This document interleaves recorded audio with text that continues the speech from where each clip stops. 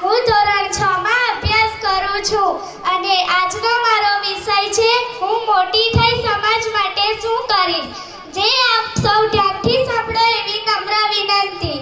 સમાજ માટે ઘણું બધું કરવાની ભાવના હોય અને હોવી જોઈએ એ ખૂબ જ સરસ વાત છે।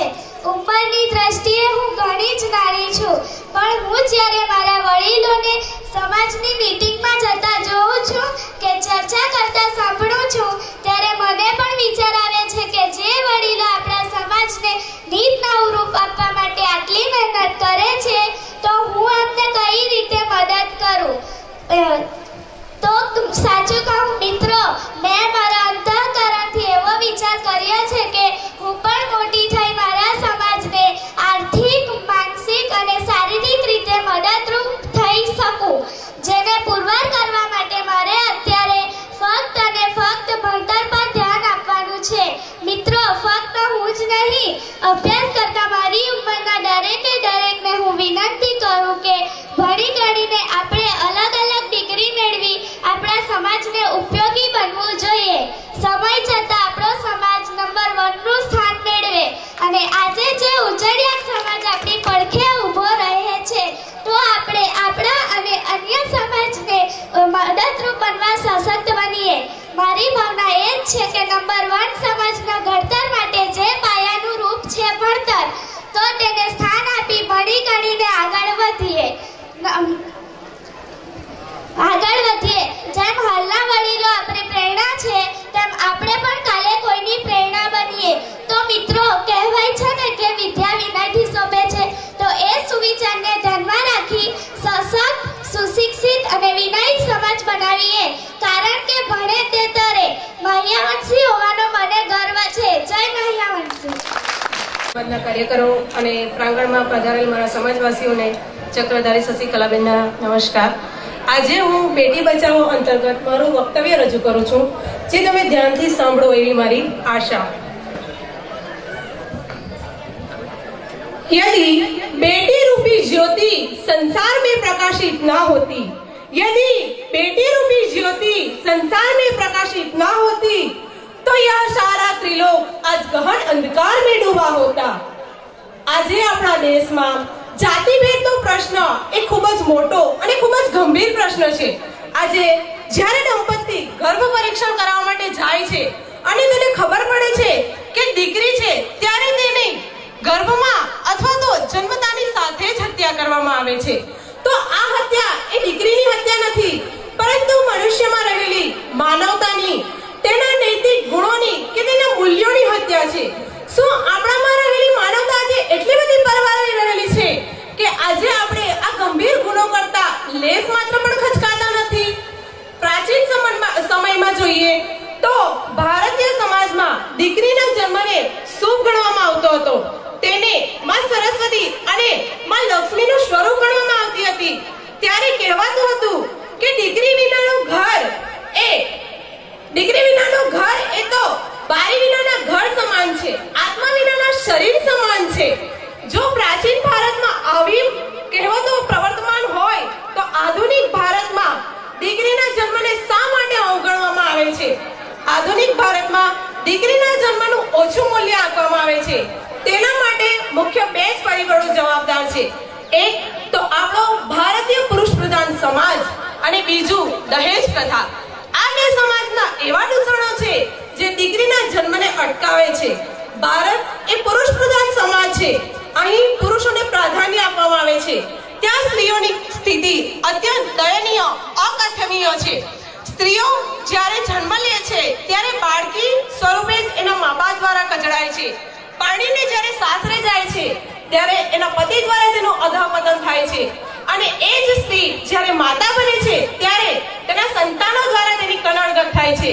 તો મિત્રો, સ્ત્રીઓનું જો મહત્વ પૂછવું હોય તો સ્વર્ગસ્થ માતાના એ સંતાનોને જઈને પૂછો, પત્ની વિહોણા એ પતિને જઈને પૂછો।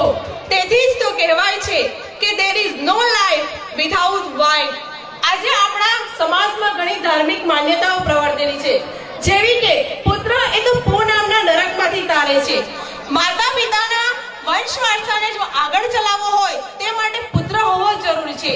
માતા પિતાને અગ્નિના હાથ તો પુત્ર જ આપી શકે છે, તો શું આ બધું પુત્રી ન કરી શકે? બધું જ પુત્રી કરી શકે છે.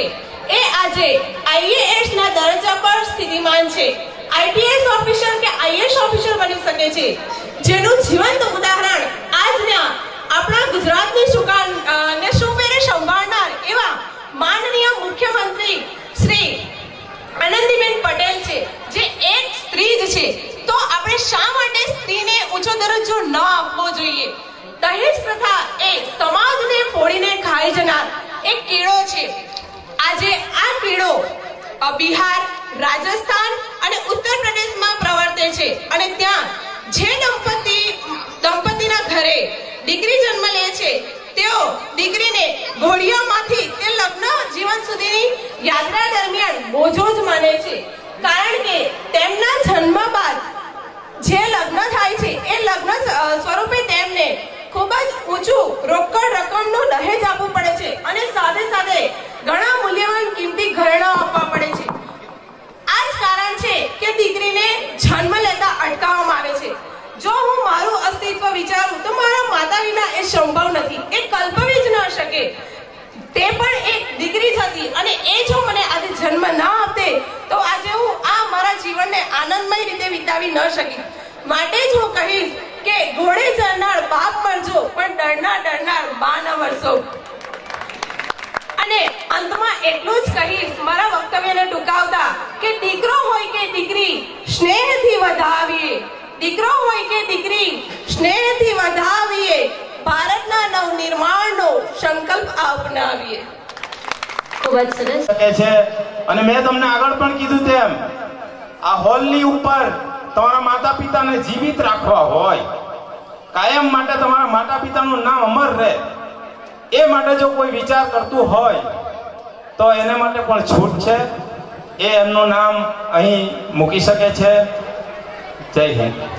શબ્દની વિસાદ ગામમાં રહું છું.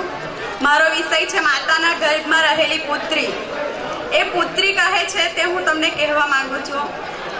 માં ઘરમાં આવવા દે. જો હું પુત્ર હોત તો તું મને ઉછેરી લે, પછી મારામાં શોધું. શું તો મને દહેજના લીધે પ્રેમ નથી કરતી? નહીં, તું દહેજથી ડરીશ નહીં. જો થોડી કોશિશ તું કરજે અને થોડી કોશિશ હું કરીશ, અને જ્યારે હું મોટી થઈને મારા પગ પર થઈ જઈશ ને ત્યારે દહેજ કઈ મોટી વાત નહીં રહે, દહેજ ન રહે. માં જોજે મારા હાથમાં પણ મહેંદીઓ લાગશે, શરણાઈઓ વાગશે, અને તારા આંગણાનું પંખી બનીને હું ઉડી જઈશ. તું મને અત્યારથી ન ઉડાડ માં, હું તારો પ્રેમ ઈચ્છું છું, પ્રેમ. અને એક પુત્ર માટે એક પુત્રીનું બલિદાન કેટલા હદ સુધી યોગ્ય રહેશે? આખરે મહાબાપ તારા ને તારા પુત્રના માથે જ જશે. માં નહીં, આવું ક્યારેય નહીં થવા દેતી. મને તારા આંગણાનું ફૂલ બનીને ખીલવા દે, મને કરમાવીશ નહીં. પરંતુ કોણ જાણે આ પુરુષ પ્રધાન સમાજમાં સ્ત્રીઓએ જાતિ નિયમો અને વિલણોની સામે હાર માનીને હથિયારો હેઠે મૂકી દીધા છે કે કઠોરતાનું કવચ છોડી દીધું લે. અરે દીકરી એટલે લક્ષ્મીનું સ્વરૂપ, અને દીકરીની ઝગમગતી દ્રષ્ટિની સામે લાખોએ સૂર્યની રોશની ઝાંખી પડી જાય છે. આવું લાડકવાયું પાત્ર એટલે જ દીકરી. પત્ની એટલે પ્રેમનું સ્વરૂપ, માતા એટલે વાત્સલ્યનું ઝરણું, પરંતુ દીકરી એટલે વાલનો દરિયો કહેવાય છે. દીકરીની વિદાય વેળાએ દરેકના આંખમાંથી આંસુ આવે છે. દીકરી દાદા દાદી, માતા પિતા, ભાઈ બહેન દરેકને સ્નેહના બંધનથી બાંધે છે. દીકરી એટલે પિતાનો સંસાર, દીકરી એટલે માતાનો આધાર, દીકરી એટલે પિતાનો આધાર, દીકરી એટલે ભાઈનો પ્યાર. આવા ત્રિવેણી સંગમને સાર્થક કરે ને એટલે જ દીકરી. જો દીકરીનું સમાજમાં જાળવો માન, જાતિ જાણવા કદી ના કરાવો નિદાન. Thank you. આ દીકરી ખૂબ ધન્યવાદ. આપવામાં આવશે એમનું પણ આપણે બુકે આપી સન્માન કરી લઈએ. બળવંતભાઈ ઢંગોદવાલા, બળવંતભાઈ એમના તરફથી કપચી આપવામાં આવશે. રમેશભાઈ કંઠારિયા તરફથી 1 લાખ. નેહાલીબેન પિસાદને રમણભાઈ પટેલ કંસાર 84 તાલુકા મહ્યાવંશી સમાજના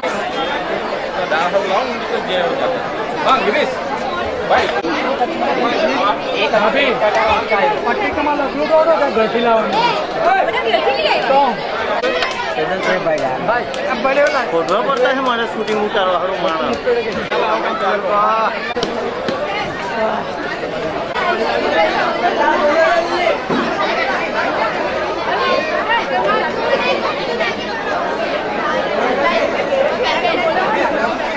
આ કેસેટ કોઈ જોવું હોય તો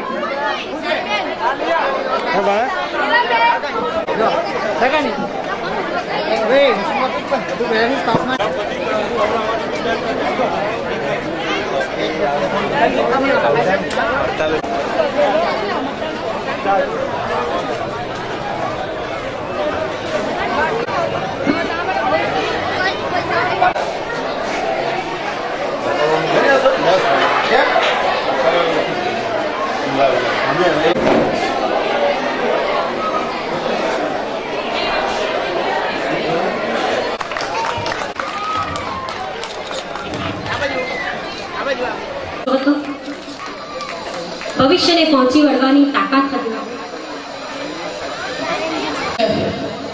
18 અને 18 થી ઉપરની વય જૂથના આપણા સ્પર્ધકો આ સ્પર્ધામાં 2 વિજેતાઓ થયા છે, જેના હું નામ ડિક્લેર કરવા જઈ રહ્યો છું. સેકન્ડ નંબર દ્વિતીય વિજેતા છે રાઠોડ નેહાલી વસંતભાઈ રાઠોડ. મિત્રો તાળીઓથી બતાવી લઈશું. ખૂબ જ સરસની કમથી ખુશનસીબ હું કે દીકરી કા જન્મ હુઆ. તાળીઓ ભૂતપોર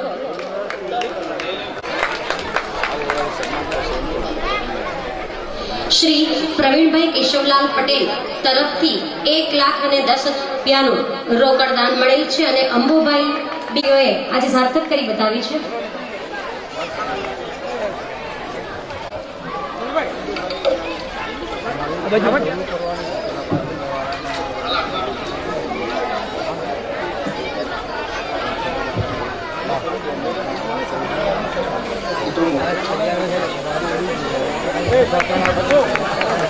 બીજા આપણા વડીલ છે સન્માન કરી રહ્યા છે. તાળીઓ તો આપણે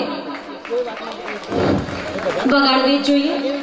આપણે જે સન્માન પત્ર ગૌરવ પત્ર આપીએ છીએ એ હું વાંચી સંભળાવું. પલસાણા તાલુકામાં આવ્યો છે પ્રગતિ મંડળ કડોદરા ગૌરવ પત્ર સન્માન મંડપમાં ઉપસ્થિત સ્નેહીઓને શાંતિ જાળવવા વિનંતી છે.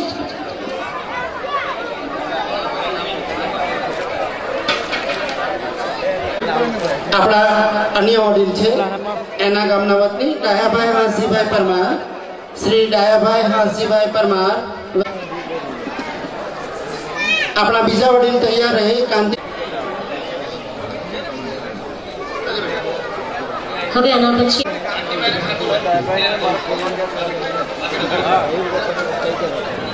કાંતિભાઈ અને ઠાકોરભાઈ ઉપસ્થિત નથી. એમનું ગૌરવપત્ર એમના પુત્ર સ્વીકાર કરશે. આના પછી પિશાદ અંત્રોલી ને ગાંગપુરના નાની બહેનો તૈયાર રહે.